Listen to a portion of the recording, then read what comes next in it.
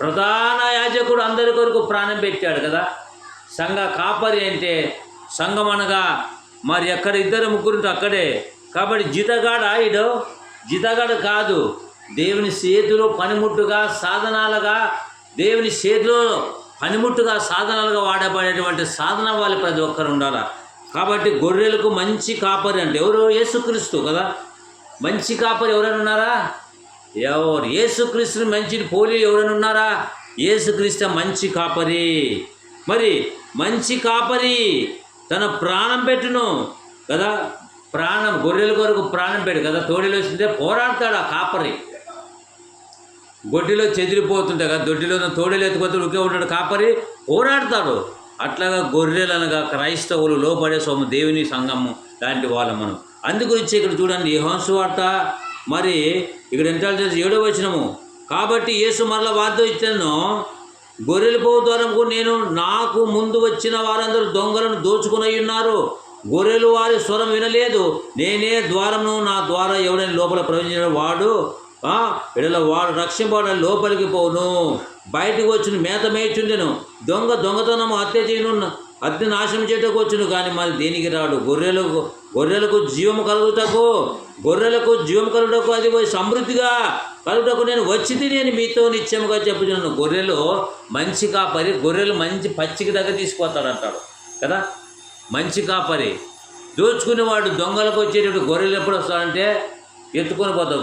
కొంత కడివిళ్ళ కానంటే గొర్రెలు రాత్రిపూట దొంగతనంకి వచ్చి ఎత్తుకొని పోయేవాళ్ళు, కోసుకొని తినేవాళ్ళు.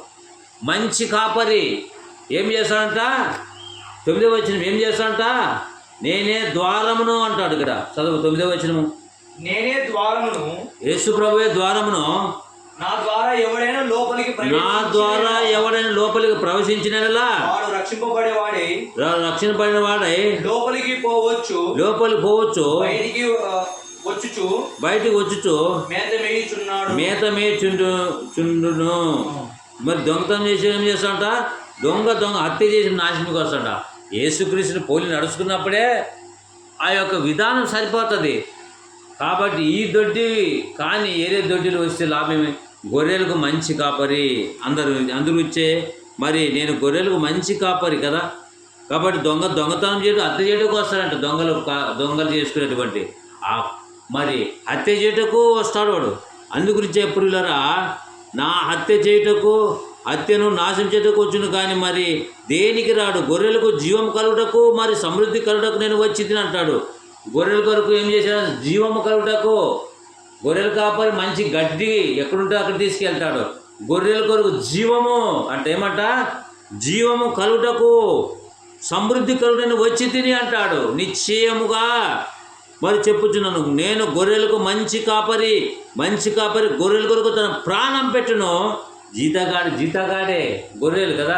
నీ పొలం 100 ఎకరాలు అనుకో, నీవు చేసినట్లు కూలోడు చేస్తాడా? చేయలేడు. గొర్రెలు తను కాబట్టి తోడేలతో పోరాడతాడు కదా, గొర్రెల కొరకు కదా. గొర్రెలు అనగా మనము అపవాది బంధకాల నుంచి ఇడిపించేవాడు. తోడేలు బంధకాల నుంచి గొర్రెలు రక్షించుకోవడం నిజమైన కాపరి. సాతాను బంధకాలు ఉన్నటువంటి దేవుని బిడ్డలకు, శోధనలకు దేవుని వాక్యం చెప్పి ప్రార్థన చేసే దేవుని సేవకుడు వాళ్ళని సన్మార్గంలో నడిపించి నీతిమార్గంలో నడిపిస్తాడు. అందుగురించి ప్రియులారా, ఇక్కడ చూసినట్టయితే చూడండి, అదే రీతిగా రోమి రాసిన పత్రిక మరి 3వ అధ్యాయము 12వ వచనం చూస్తే రోమి రాసిన పత్రిక 3వ అధ్యాయము 12వ వచనం ఏముంది చూడండి. రోమి రాసిన పత్రిక 3వ అధ్యాయము 12వ వచనము. అందరూ త్రోవ తప్పి అందరూ గొర్రెల వలె త్రోవ తప్పి పనికి మాలిన వారైరి. అందరూ త్రోవ తప్పి ఏకముగా పనికి మాలిన వారైనారంట. మేలు చేయువాడు ఒక్కరు లేడు. అందరూ గొర్రెల వలె త్రోవ తప్పిపోతున్నారు. వాక్యం చెప్పేవాడు ఇండు కూడా చెడిపోతున్నారు. చెప్పేవాళ్ళు లేకుంటే ఎంత ప్రమాదకరం. అబద్ధము ప్రమాదకరము, అసత్యము ప్రమాదకరము. కానీ గొర్రెలకు జీవం ఇవ్వడానికి వచ్చాడు నిజమైన కాపరి. దొంగ కాపరి ఏం చేస్తాడు? ఎత్తుకుంటాడు గొర్రెలు కదా. కాబట్టి మరి ఆ యొక్క మోసకరమైనటువంటిది కదా. మరి ఆ యొక్క వచ్చేసి ద్రాక్ష మరి గెలలు నక్క ఏ విధంగా కథ ఉందో అట్లా మోసపోకూడదు అని దేవుడు ముందంగా రప్పించి ఏది సత్యమయ్యేది ప్రతి దాంట్లో కదా. ఒరిజినల్ బంగారు, డూప్లికేట్ బంగారు, నీళ్ళు ప్రతిదీ మోసం, రెండింటిలో మోసం ఉంటుంది. అందుగురించే బైబిల్ చెప్తుంది.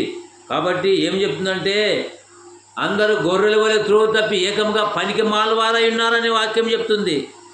అందుగురించే ఏ భేదం లేదు, అందరూ పాపం చేసి దేవుడు అనుగ్రహించే మహిమను పొందలేకపోతున్నారు. అందుగురించే అందుగురించే బైబిల్ చెప్తుంది. యోహాను సువార్త 10వ అధ్యాయము మరి 10వ అధ్యాయము 28 చదవండి. ఏముందంటే వాక్యం ఈ రీతిగా చెప్తుంది. యోహాను సువార్త 10వ అధ్యాయము 28వ వచనము ఏముందంటే చదవండి అక్కడ వచనము. నేను వాటికి నిత్య జీవమునిచ్చుదును, నేను వాటికి నిత్య జీవం ఇచ్చుటకును గనుక అవి ఎన్నటినీ నశించవంట. ఎందుకు? యేసు ప్రభు వారు జీవం ఇచ్చడానికి 5 రెట్లు 2 జబ్బులకి రాదు. యేసు ప్రభు 70 మంది ఉంటే 70 మందిలో చూశాడు, నాకు వీళ్ళేం పని కోసం చూస్తే 12 మంది తేలినారు. యేసుప్రభు అంటే రొట్టెలు చేపలు అన్నీ దొరుకుతాయప్పా, ఈయన యేసుప్రభు అంటే పోయినారు. జల్లెడు ఏమనుకున్నాడు? జల్లెడు వేస్తే జాగ్రత్త వేస్తే 12 మంది సత్యం కొరకు ప్రపంచాన్ని గడగడలాడించినటువంటి వీరులు శిష్యులు. యేసుప్రభు దగ్గర ఉంటే రొట్టెలు ఫ్రీ, చేపలు ఫ్రీ, అన్నీ ఫ్రీ. కానీ యేసుప్రభు కూడా ఆలోచించాడు, వీరి నుంచి నాకు ఏమైనా ఉపయోగం అంటే జల్లెడు వేసి 12 మంది ఒక యూదా ఇస్కరియోతు కూడా డబ్బు సంచి కమ్ముడిపోయినాడు, ఫీల్ అయ్యాడు. ఆయన సీట్లో మత్తయి వచ్చినాడు. 12 మంది సత్యాన్ని సాధించిన సమాజానికి ప్రపంచానికి వచ్చారు. మన దేశానికి ఎవరు వచ్చారు తెలుసా? మన మద్రాసుకి, చెన్నైకి ఎవరు వచ్చారు? యేసుప్రభు శిష్యులు ఎవరు వచ్చారంట? తోమా గారు వచ్చారు మన దేశానికి కదా. ఇది చాలామంది అర్థం కాలే. అందుగురించే బైబిల్ చెప్తుంది నిత్య జీవముని నేను గొర్రెల కొరకు ఏం చేయడానికి ప్రాణం పెట్టడానికి వచ్చాడంటాడు. ఏమంట? గొర్రెల కొరకు ప్రాణం పెట్టడానికి, గొర్రెలకు మంచి కాపరి అంటాడు కదా. నేను గొర్రెలకు మంచి కాపరి, మరి గొర్రెల కొరకు తన ప్రాణం పెట్టకు వచ్చాను. జీతగాడు గొర్రెల కొరకు కనుక గొర్రెలు తనవు కాలను తోడేలు వచ్చి చూసి గొర్రెలను విడిచిపెట్టి పారిపోతాడు కదా. కూలోడు ఏం చేస్తాడు? టైం చూస్తాడు, కూలోడు ఆ ప్రకారం పోతాడు. అదే యజమానుడు ఇంటి పొలం యజమానుడు సాయంకాలం పని చేసుకుంటాడు. అట్లాగా దేవుని యొక్క సేవ అనేది స్వచ్ఛందంగా నిస్వార్థం లేకుండా భారాభరితంగా ఆత్మల కొరకు మనం ప్రార్థన చేయాలి, సంపాదించాలా. చూడండి పిల్లరా, ఇటువంటి 54వ అధ్యాయం ఎటువంటి వాళ్ళు ఉన్నారంటే ఈ లోకంలో కూలి వాళ్ళ గురించి, కూలికి వాళ్ళ ఎవరన్నా మరి యెషయా గ్రంథం 54వ అధ్యాయం చూస్తే వాక్యం ఈ రీతిగా చెప్తుంది. 54వ అధ్యాయము 15వ వచనం చూస్తే 66 అనుకుంటా చూస్తుండు. 56వ అధ్యాయము 10వ వచనం చూడండి. 56:10 యెషయా గ్రంథం 56:10 చూడండి ఏమని చెప్తుందో ఒకసారి. కూలి వాళ్ళ పరిస్థితి ఏమో ఒకసారి ముందంగా చెప్పాడు. కూలి వాళ్ళ గురించి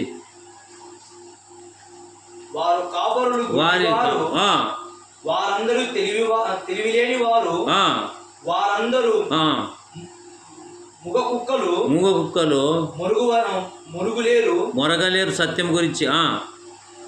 కలవరించుచు పడుకొని వారు నిద్రాసక్తులు కుక్కలు తిండికి ఆతురపడినట్లు ఎంత తినను వాటికి తృప్తి లేదు. ఈ కాపరులు అట్టివారే వారు దేనిని వివేచింపజాలరు. వారు అందరూ తమకిష్టమైన మార్గంలో పోదురు. అందరూ తమ స్వప్రయోజనం ఎవరంట? కేవలము కదా దేనికి మాత్రమే కాదు, పై కింద పడిన దాని పైసగా పరమాత్మలో పడేవాళ్ళు. గొర్రెలు ఎత్తుకొని పోతుంటే చూసుకునేటువంటి ఎవరు అంట? వీళ్ళు కూలీ కాపర్లు, గుడ్డివారు. గుడ్డివారని పోయి చెప్తున్నాడు. యెషయా ప్రవక్త ద్వారా రాపించాడు ఈ మాట. ఎవరైనా ఎట్టే పని ఘాటినట్టు బాగుంటాయి కదా. ఈ కాపర్లు నిజమైన గొర్రెలకు మంచి కాపరి ఎవరు? యేసుక్రీస్తు కదా. యేసుక్రీస్తు గొర్రెల కొరకు ఏం బెంచంట? ప్రాణం పెట్టాడు. మరి గొర్రెలు నీవు కాబట్టి నీ గొర్రెల మీద ఉన్నది బాధ్యత. మరి యేసుప్రభు గొర్రెల కొరకు ప్రాణం పెట్టాడు. జీతగాడైతే ఉంటాడా? నిజమైన గొర్రెల కాపరి కొరకు ప్రాణం పెడతాడంట. అందుగురించి ప్రియులరా, దేవుని వాక్యం చెప్తుంది, నేను గొర్రెలకు మంచి కాపరి అంటాడు కదా. రోమా రాసిన పత్రిక 3వ అధ్యాయం చూసాం కదా. అందుగురించే ఏం చేశాడంటే బైబిల్ గ్రంథంలో మరి రోమా 3:12 యెషయా గ్రంథంలో చూసాం కదా.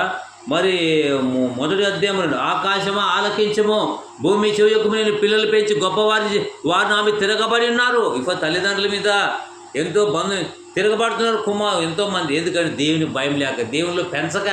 ఇక తల్లిదండ్రులే దేవునిలో పెంచకుంటే వాళ్ళు రౌడీలు గాను, గుండాలు గాను, డ్రగ్స్ గాను మద్యానికి కదా.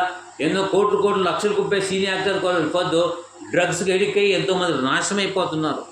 దేవుని సన్మార్గంలో పెంచక. గొర్రెలు ఏ విధంగా పెంచుతారు? కోళ్ళని పెంచుతారు, అన్ని కోళ్ళు పెంచుతారు, కుక్కలు పెంచుతారు, నక్కలు పెంచుతారు. అన్ని పెంచడానికి ఒక ట్రీట్మెంట్ డాక్టర్ ఉన్నాడే. మరి మనిషి పెంచడానికి 66 పుస్తకాలు కదా. మరి బైబిల్ ఎందుకు మాటకులో పాటు? కోళ్ళు పెంచి ఒక ఆయన, నేను హైదరాబాద్ వచ్చిన రాత్రి 1 గంటకు వచ్చిన. 1 గంటకు వచ్చి దిగి చర్చిలో పండుకొస్తే కుక్కులు పెంచడానికి కుక్కుల డాక్టర్ ఒకటి. ఎంత విచారకరం. ఒక ఆయన భోంచేస్తుంది లేకుండా అంత పెంచుతారు ఒక ట్రీట్మెంట్.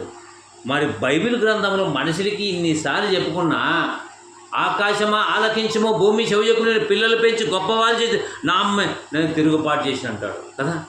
అందుగురించే యేసుప్రభువు వారు నీ కొరకు నా కొరకు ఏం చేశాడంటే ప్రాణం పెట్టాడు. మనమందరం గొర్రెల వల్ల త్రోవ తప్పిన ఏకముగా పనికి మాలవారై ఉన్నారంట. అందుగురించే ప్రియులరా, ఏకముగా పనికి మాలవారై ఉన్నారంట. రోమి రాసిన పత్రిక చూస్తే ఆయన మన కొరకు ఏం చేశాడంటే మరి ప్రాణం పెట్టాడు కదా. మన కొరకు ఎంతో యజ్ఞమైనాడు. కాబట్టి రోమి రాసిన పత్రిక 5వ అధ్యాయము చూడండి ప్రియులరా, 6వ వచనం చదవండి. గొర్రెల కొరకు ప్రాణం పెట్టాడు యేసుక్రీస్తు ప్రభువు వారు. చూడండి, ఎలాయనగా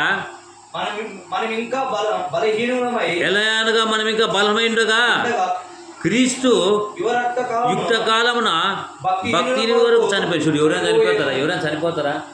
ఒక మంచి 33 సంవత్సరాలు యజ్ఞమైనాడు. ఈ లోకానికి వచ్చి ప్రాణం పెట్టాడు. శకపురుషుడు, యుగపురుషుడు, మంచి నీతిమంతుడు కదా. నీ కొరకు నా కొరకు ప్రాణం పెట్టాడు. ఎంత గొప్ప వండర్ కదా.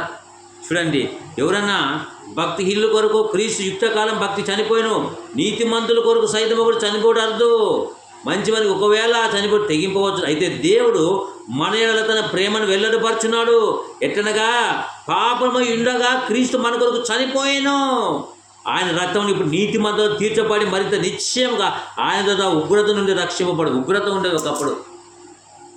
ఇటువంటి ప్రధాన కాపరి ఎవరంటేనా? ప్రధాన కాపరి క్రీస్తు, మా యాజకుడు కదా. ప్రధాన కాపరి గొర్రెల కొరకు ప్రాణం పెట్టాడు. కూలి చెప్పాడు, ఆయన సార్ రాలేదు పా చెప్తాను అటు చేసుకుని పోతారు. అదే నిజమైన సంఘ కాపరి క్రీస్తు, నిజమైన సంఘ కాపరి. ఒకసారి పేతురు బోధ చేస్తే 3,000 మంది చేంజ్ అయినారు కదా. అపోస్తుల కార్యం 2:36 ఏంటంట 3,000 మంది చేంజ్ అయినట్టుగా బైబిల్ చెప్తుంది. పిల్లలు ఒకసారి ఆలోచించండి మన జీవితంలో కదా. గొర్రెల కొరకు ప్రాణం పెట్టాడు అంటాడు. మరి మనం ఏం చేస్తున్నాము? యేసు మన కొరకు ప్రాణం పెట్టాడు. మనం కూడా మన సహోదరులు ప్రాణ పెట్టబద్ధమై ఉన్నాము. మొదటి యోహాను రాసిన పత్రిక 3వ అధ్యాయం 18 కనబడి యేసు మన కొరకు కదా. ఈ కాపర్లు అట్టివారే, వారు దేనిని విమోచింపలేరు అంటాడు కదా.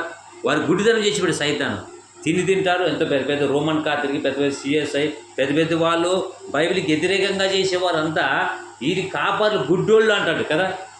ఎవరు చెప్పారు? క్రీస్తుకు పూర్వమే యెషయా ప్రవక్త రాపించాడు. దేనిని వివేచింపజాలరు.